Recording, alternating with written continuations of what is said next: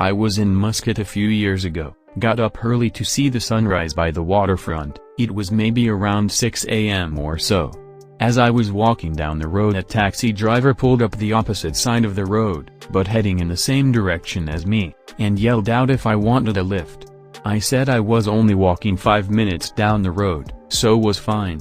He kept driving, then pulling up, asking again, and after the 7th time I thought it was time to cross the road and ask this guy what his deal was. As I did, he said, "Get in, there's something you want in here," and there it was, his semi-erect, little todger, hanging on out there, as he had a big grin upon his face. I politely told him, "No, there's nothing I want in here, have a nice day," and continued on my way. Thankfully, the sun rose better.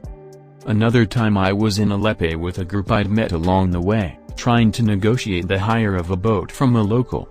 There were too many cooks spoiling the broth, so to speak, and I'm usually the vocal one when it comes to negotiating, so the guy asked everyone else to step off the boat, so me and him could find a price without too much squabbling from the others.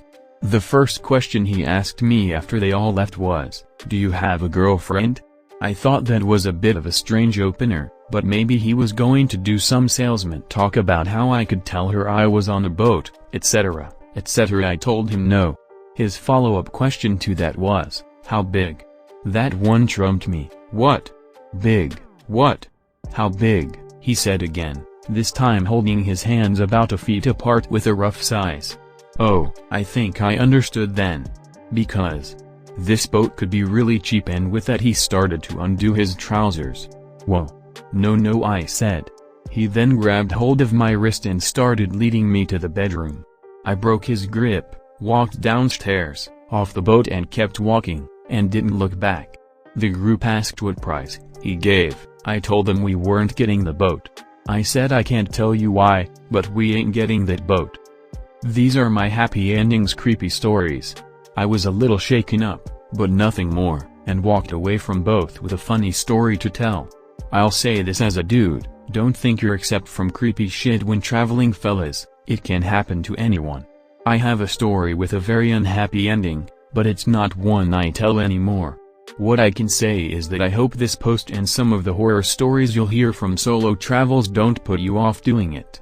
The biggest bit of advice I can give, outside of watch where you drink and who you do it with, is, if your intuition is telling you something, don't be polite. Bail out and don't let a situation escalate. Analyze your decision afterwards by all means, but don't doubt it. Plenty more people out there, don't worry about offending a few, if it means keeping you and those with you safe. Intuition is a traveler's greatest ally.